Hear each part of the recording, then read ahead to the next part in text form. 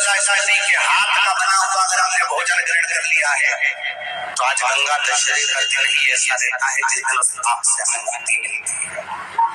5 बार किसी के यहाँ सूतक जानते या सावड़। सूतक का मतलब होता है किसी के यहाँ कोई मर गया और उसके यहाँ का तुमने भोजन या पानी ग्रहण कर लिया। सावड़ का मतलब होता है किसी के यहाँ बच्चा हुआ, तुम्हें मालूम नहीं था, उसके घर का 8 दिन का 10 दिन का तुमने भोजन या पानी ग्रहण कर लिया। सूतक या सावड़ का भोजन या अन्न पानी ग्रहण कर ले तो 5वें नंबर का गंगा दशहरे का वर्णन करता है कि 5वां पाप इस पाप से भी लोगों को मुक्ति मिल जाती है।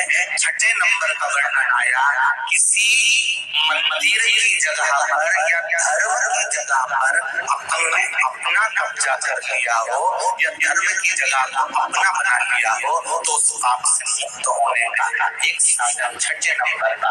7वें नंबर का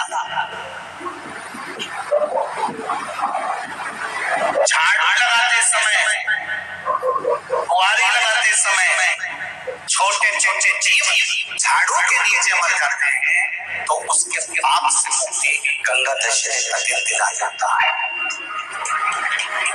8वें नंबर का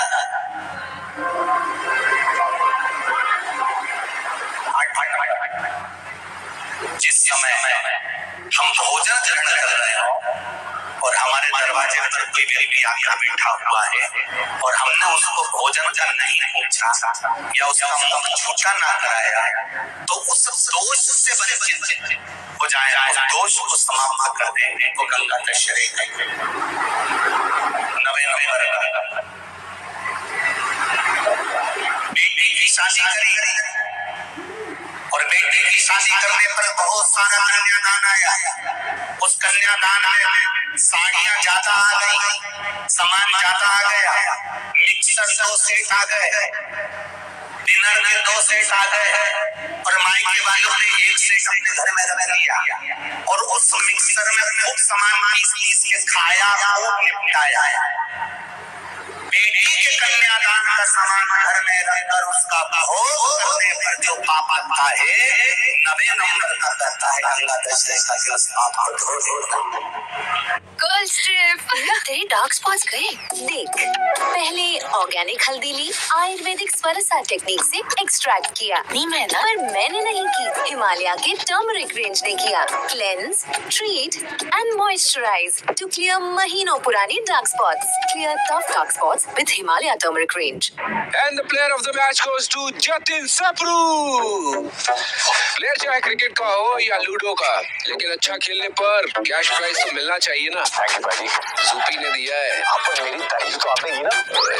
आप भी Zupi.com पे जाएं, खेले लूडो और जीते कैश। इस खेल में वित्तीय जोखिम शामिल है और इसकी आदत लग सकती है, जिम्मेदारी से खेलें।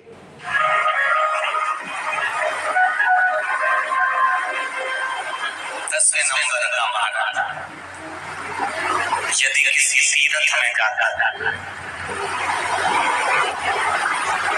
हमने कोई गलत काम करा होता है तो गंगा दशहरे का ये आज का दिन हमारे पापों को वो धो देता है। ये गंगा दशहरे 10 पाप को धोने के लिए मात्र एक ही दिन है गंगा दशहरे का दिन। आज के दिन जो शिव जी को जल चढ़ाता है, शंकर भगवान कहते हैं भले उस दिन उसमें गंगा जल डाला नहीं डाला, पर मेरे ऊपर जब जल चढ़ाता है शिव जी कह देते हैं आज के चढ़े हुए जल को मैं गंगा जल बना देता हूँ। आज गंगा दशहरे खूब भजन करो, दान करो, पुण्य करो, संकर्म करो, नाम जाप करो, नाम स्मरण करो। और शिव मंदिर में चढ़े हुए जल का थोड़ा सा सिंचन जरूर करो। कुछ तिथियां होती हैं जिन तिथियों में अगर आप रोज गंगा का जल शंकर को नहीं चढ़ा सकते तो शिव महापुराण कथा कहती है, स्कंद पुराण कहती है, विष्णु पुराण कहती है, गर्ग संहिता कहती है, गीता पुरुष गोरखपुर का कल्याण का गंगा अंक कहता है कि कुछ तिथियां भारत की भूमि पर ऐसी वर्णित है जिन तिथियों में भी गंगा का जल हम शिव को अगर एक बूंद भी समर्पित कर रहे हैं गंगा का जल मात्र एक आधी चम्मच भी, आचमन जितना भी अगर हम शिव को समर्पित कर रहे हैं तो उसका सुख आनंदित है। जैसे पंचमी तिथि, नवमी तिथि, दशमी तिथि, एकादशी, प्रदोष, पूर्णिमा, अमावस्या, ये तिथियां हमारे यहाँ जो दी गई हैं, इन तिथियों में अगर हम गंगा का मात्र थोड़ा सा जल भी अगर जल के पात्र में डालकर गंगा जी का जल थोड़ा सा भी शिव के पास लेकर जा रहे हैं तो ये एक भाव अपने भीतर होना चाहिए कि आप केवल गंगा का जल साधारण शिव मंदिर में समर्पित नहीं कर रहे हो, आप गंगा का जल भले अपने घर से लेकर जा रहे हो, थोड़ा सा भी जल ले जाकर अगर शिव को समर्पित कर रहे हो तो तुम्हारे भीतर ये भाव होना चाहिए कि मैं गंगोत्री से जल भरकर सीधे रामेश्वर में ले जाकर गंगा के जल को समर्पित कर रही हूँ। श्रावण के महीने में या अन्य महीने में आप शिव को समर्पित कर रहे हैं, ये आपके भीतर एक भाव उत्पन्न होना। एक बार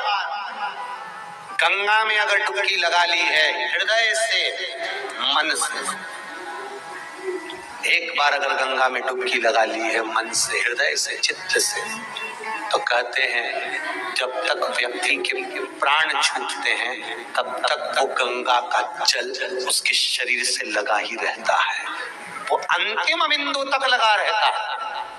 मरने के बाद घर के लोग लोटा में भर के ले जाएं, खास अस्थियों को, कोई पूरी तो अस्थि ले ही नहीं जा सकती, इतनी सारी कौन ले जाए, तो अम्मा के दांत, उंगली, एक आध खोपड़िया, ऐसी 4, 6, 8 अस्थियां ढूंढ के झोली में बदल के फिर लेके जाए गंगा। उससे अच्छा है पूरी अस्थि ले जाओ, पूरी ये शरीर संपूर्ण जीते जी गंगा का स्नान हो जाए। और ध्यान देना आप लोग, किसी भी नदी में स्नान करने जाओ, तीज त्योहार पर, अमावस्या, पूर्णिमा आदि जो भी उत्सव मनाने के लिए आप किसी नदी के घाट पर जाते हो, किसी तालाब के घाट पर जाते हो, किसी कुंड के, किसी सरोवर के घाट पर जाते हो, और यदि आप स्नान कर रहे हो किसी पवित्र नदी में तो वहां की बालू रेत उठाकर शंकर भगवान के शिवलिंग बनाकर जो पूजन करता है, मात्र 5 बार उसी नदी का जल शंकर को समर्पित कर कर, भले दिया नहीं है, अगरबत्ती नहीं है, जल चढ़ाकर जो शिवलिंग को विसर्जन कर देता है, उसके पूर्वजों को पिंड की भी जरूरत नहीं पड़ती, वो तर जाता। उसके पूर्वजों को पिंड भाग की भी जरूरत नहीं पड़ती, उसकी तृप्ति सकाही हो जाती है। यमुना, सरयू, छिपरा, मंदाकिनी, नर्मदा, जितनी पवित्र नदी होती है, इन नदियों में आप लोग एक बहुत बड़ी गलती करते हो कि दोने में दिया लेते हो और दोने में दिया लेकर उसको रखकर और आप नदी में दिया जलाकर बहा देते हो। शिव महापुराण की कथा इसकी महत्वता नहीं कहती।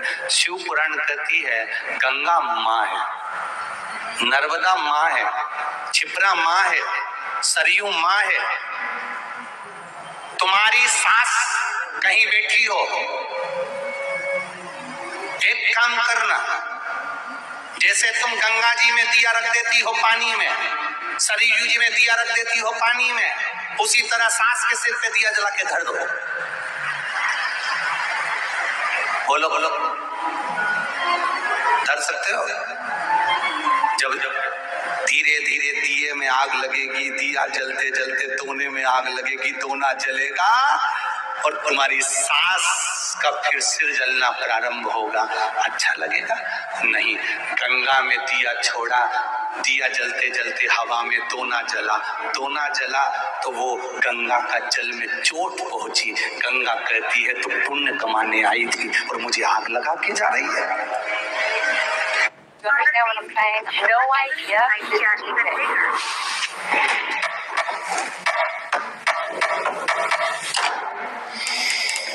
Give me some idea about nature. पवित्र नदी को शुद्ध रखिए, उसमें पवित्रता का विशेष ध्यान रखिए। यहाँ तक शिव महापुराण की कथा कहती है अपने स्नान के कपड़े भी अगर तुम घाट पर किसी के कहने पर छोड़ कर आ रहे हो, कई लोग कोई कह देता है तुम्हारे ऊपर ये रोग लग गया, तुम्हारे ऊपर ये बीमारी हो गई, नदी में नहाने जाना, अपने कपड़े छोड़कर जाना। पहले तो महाराज ढूंढो जिसने कहा कि पवित्र नदी पर अपने कपड़े छोड़कर आओ। नदी को हमेशा पवित्र नदी को पवित्र रहने दो। मेरे राम जी जब चित्रकूट होते हुए चले गए, मेरे राम जी जब अयोध्या से लंका तक गए, बीच में इतनी पवित्र नदी पड़ी थी। मेरे